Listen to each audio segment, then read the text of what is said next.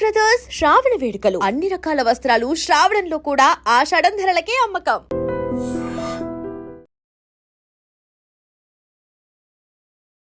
నమస్కారం, welcome to I dream. ధర్మ మార్గం విత్ విజిత కార్యక్రమానికి స్వాగతం.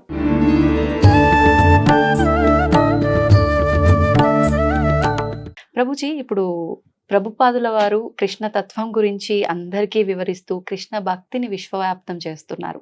దాని గురించి ఒక చిన్న వివరణ ఏదైనా?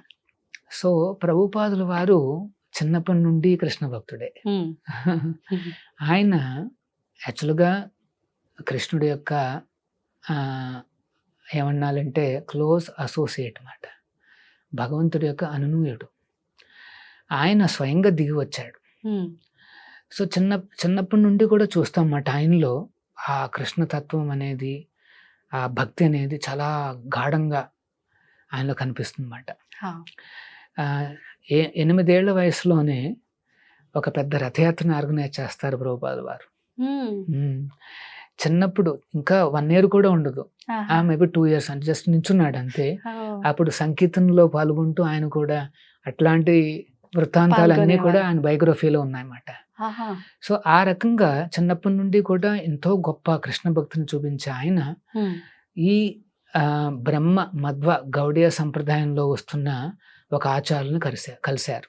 ఎప్పుడు ఆయన యవన దశలో ఉన్నప్పుడు. ఈయన కలిసిన గురువులు ఎవరు అంటే శ్రీల భక్తి సిద్ధాంత సరస్వతి ఠాకూర్లు అనేసి మాట. ఆయన బ్రహ్మ మధ్వ గౌడీయ సంప్రదాయంలో 31వ ఆచార్యులు. ఆయన కలవగానే జస్ట్ మొట్టమొదటి రోజున వెళ్ళి ఆయన చూసి దండం పెట్టుకోగానే లేచి నించోగానే భక్తి సిద్ధాంతులు ఒక మాట అన్నారు ఆయనతో. ఏమని, మీరందరూ ఎడ్యుకేటెడ్ కదా, మొత్తం మన ఈ భగవద్గీత భాగవత సందేశాన్ని మొత్తం ప్రపంచం అంతా వ్యాప్తి చెయ్యి అని చెప్తారు. ఆశ్చర్యపోతాడు ప్రభుపాదుల వారు, ఆశ్చర్యపోతాడు. అదేంటి ఫస్ట్ టైం కదా నేను కలిసింది అనేసి. సో కానీ గురువు గారు చూడగలరు, ఎవరెవరేంటి అనేసి చూడగలరు. వెంటనే ఆయన చెప్పడంతో ఆశ్చర్యపోయి వెంటనే ఒక ప్రశ్న అడుగుతారు ప్రభుపాదుల వారు. ఏమని, ఇది 1920s లో జరుగుతుంది, 30s లో జరుగుతుంది. మన భారతదేశానికి స్వాతంత్రం లేదు. స్వాతంత్రం లేని దేశం ఏం ప్రచారం చేయగలదు? మనం ఏం మాట చెప్పినా ఎవరు వింటారు? అందరూ అనేది ఏంటంటే నీకే స్వాతంత్రం లేదు, నువ్వేం చేస్తావు ఇంకా అనేసి అడుగుతారు కదా. అంటే అప్పుడు భక్తి సిద్ధాంతులు అంటారు, మనం తీసుకెళ్తున్న ఈ మెసేజ్ భగవద్గీత భాగవతం అనేది ఈ స్వాతంత్రాలు లేకపోతే ఎనీ భౌతిక పరిస్థితుల మీద ఆధారపడలేదు నాయన. ఈ మెసేజ్ అనేది శాశ్వతంగా ప్రతి ఒక్కరు ఎదురు చూస్తున్నది. నువ్వు వెంటనే ఈ మెసేజ్ని తీసుకుని వెళ్ళు అని చెప్తారన్నమాట. సో వెంటనే ఆకర్షితులు అవుతారు. అవును, ఇది శాశ్వతమైన మెసేజ్, ఇది పరిస్థితులు అనుకూలంగా ఉన్నాయా లేదా అని ఆధారపడి ఉండదు అనేసి ఆలోచించి వెంటనే చాలా ఆకర్షితులు అవుతారు అన్నమాట ప్రభుపాదుల వారు. వెంటనే భక్తి సిద్ధాంతుల దగ్గర నుండి దీక్ష తీసుకుంటారు. దీక్ష తీసుకుని ఎప్పుడూ ఆలోచిస్తూ ఉండేవారు అన్నమాట, ఎలా సంపూర్ణం చేయాలి, గురువు గారి యొక్క ఆదేశాన్ని ఎట్లా పాటించాలి. ఎందుకంటే ముఖ్యంగా ఆయన ఏం చెప్తారంటే గురువులు పాశ్చాత్య దేశాలలో ప్రచారం చేయమని చెప్తారు ముందుగా. సో మరి ఎట్లా వెళ్ళాలి అనేసి ఆలోచిస్తూ ప్రభుపాదుల వారు ఎన్నో రకాల ప్రయత్నాలు చేస్తారు. ఫస్ట్ ఇండియాలోనే ప్రయత్నాలు చేస్తారు. కానీ ఇండియాలో అందరూ ఏంటంటే అందరూ అమెరికా వైపు చూస్తున్నారు. అప్పటి నుంచి ఇదే ఉంది, అదే ఉందండి. అంటే ఫస్ట్ బ్రిటన్ కాస్త పతనం చెందడంతో అమెరికా. అంటే పాశ్చాత్య దేశాల్లోనే ఏదో ఉందనేసి ఒక అనుకుని ఇక్కడ జనాలు ఎక్కడ మొగ్గు చూపుతున్నారో అక్కడ నుంచి మనం మొదలు పెడితే బాగుంటుంది అనే ఉద్దేశం అయి ఉండొచ్చు కదా ప్రభుజీ. సో ప్రభుపాదులు అదే అనుకున్నారు. మా గురువు గారు సందేశం ఇచ్చారు, ఇంగ్లీష్ లో దీన్ని ప్రచారం చేస్తే కాస్త ఇంటెలిజెంట్ పీపుల్ దీన్ని తీసుకుంటే వెంటనే అందరూ యాక్సెప్ట్ చేస్తారు. సో వెంటనే అలాగా చాలా ప్రయత్నాలు చేసి ఇండియాలో సాధ్యం కాక ఇంకా అమెరికాకి వెళ్ళడానికి నిశ్చయించుకుంటారు. అంటే ఎక్కడికైనా వెళ్ళొచ్చు, లండన్కి వెళ్ళొచ్చు, ఎక్కడికైనా వెళ్ళొచ్చు, కానీ ఎందుకు అమెరికా అనేసి అనిపించింది గురువు గారికి. సో వెంటనే ప్రయాణించడానికి ఎన్నో రకాల ప్రయత్నాలు చేసిన అవ్వదు. ఒక రోజున ఒక ఆలోచన వస్తుంది. ఒక వాడ కంపెనీని నడిపే ఒక సుమతి మురార్జీ అనేసి ఒక ఆవిడ కంపెనీ ఓనర్ అన్నమాట. ఆవిడ ముంబైలో ఉంటుంది. సో ప్రభుపాదుల వారు వెళ్ళి కలుస్తారు ఆవిడ. ఆవిడ్ని. వెరీ ఎల్డర్లీ లేడీ, ఆహా. చాలా భక్తురాలు మాట ఆవిడ కూడా. ఉమ్. చెప్పండి స్వామీజీ, నేనేం చేయగలను అంటే, అమ్మ ఏం లేదు, మీకు ఆ ప్రయాణం చేసే వాడు ఉంది కదా, అందులో నాకు ఉచితంగా ఒక టికెట్ ఇప్పించండి, నేను న్యూయార్క్ సిటీకి వెళ్ళాలనుకుంటున్నానంట. ఆహా. మా వాడ వెళ్తోంది, కానీ అది ప్రయాణికులు వెళ్ళే వాడ కాదండి, ఉమ్. సరుకులు మోసేవాడ. అక్కడ ఎవరు ఉండరు, జస్ట్ సరుకులు పోతున్నాయి అంతే, అది మీరు ఎట్లా వెళ్తారని అడిగితే, లేదండి అయినా పర్లేదు, ఎంతో కొంత ఉంటారు కదా, కెప్టెన్ ఉంటాడు, ఉంటాడు. కొంత క్రూ ఉంటుంది, నేను వాళ్ళతో పాటు వెళ్ళిపోతాను అంటాడు. ఉమ్. ఆయన పట్టుదల చూసి ఆవిడ చెప్తుందన్నమాట. అప్పుడు ప్రభుపాదుల వారి వయస్సు ఎంత అనుకుంటున్నారంటే 70 ఏళ్ళు. 70 సంవత్సరాల 70 సంవత్సరాలు అప్పుడు ఈ రిక్వెస్ట్ చేస్తున్నారు అంటే, అప్పటి వరకు ప్రయత్నిస్తూనే ఉన్నారు. యవ్వన దశలో కలిసారు ఆయన, ఇప్పుడు వరకు ప్రయత్నాలు జరుగుతూనే ఉన్నాయి. అయినప్పటికీ ఆయన ఎప్పుడు డిస్కరేజ్ కాల. ఆ. గురువుగారి యొక్క వాక్యాన్ని పరిపాలిస్తున్నారు, ఎన్నో రకాల ఫెయిల్యూర్స్ వచ్చాయి, అవును. ఆయన డిస్కరేజ్ కాల. ఇది ఇప్పుడు నేటి సమాజానికి ఒక మంచి ఉదాహరణ కదా ప్రభుజీ. ప్రతిదీ ఏదైనా నిరాశ కలగగానే వదిలేస్తూ ఉంటాము. చిన్న ఫెయిల్యూర్ రాగానే, అవును. కొంతమంది ఎక్స్ట్రీమ్ స్టెప్స్. ఉమ్. కానీ ప్రభుపాదుల వారు 70 ఏళ్ళు వచ్చేంత వరకు అవునవును. ఎన్ని రకాలుగా ప్రయత్నిస్తారు పాప. ఉమ్. సో అది సరే, ఆవిడ అంటుంది, స్వామీజీ మీరు ఈ వయసులో ఎక్కడో అమెరికాకు వెళ్తున్నారు, చాలా చలిగా ఉంటుంది, ఉమ్. మీరు అక్కడ బతకలేరు కూడా హా. అని అంటే, ఆవిడ తెలిసిన ఎక్స్పీరియన్స్ చెప్తుంది ఆవిడ. ఆ. అయినప్పటికీ ప్రభుపాదుల వారు అంటారు, లేదు మా గురువులు చెప్పారు, ఉమ్. నేను వెళ్ళాల్సిందే అంటాడు. ఉమ్. ఎట్లాగా కన్విన్స్ చేయడానికి ప్రయత్నిస్తోంది మాట. ఆహా. తర్వాత అంటుందన్నమాట, అక్కడ మీరు రావాలని ఎవరు కోరుకోవటం లేదు, ఉమ్. మిమ్మల్ని ఆహ్వానించిన వాళ్ళు కూడా ఎవరు లేరు, ఉమ్. మీరు అక్కడికి ఎందుకు వెళ్తున్నారు, ఎంత పెద్ద రిస్క్ ఎందుకు తీసుకుంటున్నారు, ఉమ్. ఉండిపోండి అంట. ఉమ్. అయినప్పటికీ ఆయన వెంటనే ఆ పట్టుదల చూసి ఆవిడ సరే స్వామీజీ అని చెప్పేసి ఒక టికెట్ ఇస్తుందన్నమాట. ఆహా. ఆ వాడ పేరు జలదూత. ఆహా. సో ప్రభుపాదుల వారు అందులో ప్రయాణిస్తారు. ఉమ్. ప్రయాణించినప్పుడు ఫస్ట్ 3-4 రోజుల్లో శ్రీలంక, అంటే మన ముంబై నుండి ప్రారంభమై అలా శ్రీలంకకు చేరుకుంటుంది. ఉమ్. అక్కడ నుండి మెయిన్ స్ట్రీమ్ ఓషన్లోకి వస్తే ఎక్కడ చూసినా సముద్రం. వెంటనే సీ సిక్నెస్ వచ్చేస్తుంది ఆయన. ఆ. వచ్చేసేసి ఆకలి అనిపించదు, కాస్త వామిటింగ్ లాంటిది సెన్సేషన్ ఉంటుంది, చాలా వీక్ అయిపోతారు. ఉమ్. ఒక రోజున హార్ట్ అటాక్ వస్తుంది. అరెరే. చాలా హార్ట్ అటాక్ రాగానే సమూహం, ఆ కెప్టెన్ వీళ్ళందరూ వచ్చి కాస్త సేద తీర్చి ఫస్ట్ ఎయిడ్ ఇస్తారు, ఉమ్. కాస్త తీసుకుంటారు. కానీ ఆయనకి ఆకలి ఇంకా రాదు మాట, వెనక్కి రాదు ఏమి. నెక్స్ట్ ఇంకొక 2 రోజులు కాగానే మళ్ళీ ఇంకొక సెకండ్ హార్ట్ అటాక్ వస్తుంది. వెంటనే కుప్పకూలిపోతారు. అరెరే. అనుకున్నారంట, మేబీ నాకు ఈ రకంగా రాసి పెట్టుందేమో, ఉమ్. వాడలోనే నేను పరంపదించాలని రాసి పెట్టుందేమో అని అనుకుంటారు, ఎందుకంటే 70 years కదా. అవును. కానీ ఆయన అలాగా ఒక ఆపస్మారక స్థితిలో ఉన్నప్పుడు ఆయన కలలోకి కృష్ణుడు కనిపిస్తాడు అన్నమాట. కనిపించి ఇంకా నీకేమీ కాదు ఇక్కడ, నువ్వు అమెరికాకు ప్రయాణించని చెప్పి, ఈ పడవకి ఇంకేం కాదని చెప్పి ఒక అష్యూరెన్స్ ఇచ్చి, అప్పుడు ప్రభుపాదుల వారు ఏం చూస్తారు అంటే, దశావతారాలు స్వయంగా ఆ పడవని తీసుకెళ్తున్నట్టుగా కల వస్తుంది అన్నమాట. వెంటనే చాలా కాన్ఫిడెన్స్ వస్తుంది. అప్పుడు అట్లాంటిక్ అనే సముద్రంలోకి ప్రవేశిస్తుంది అన్నమాట వాడ.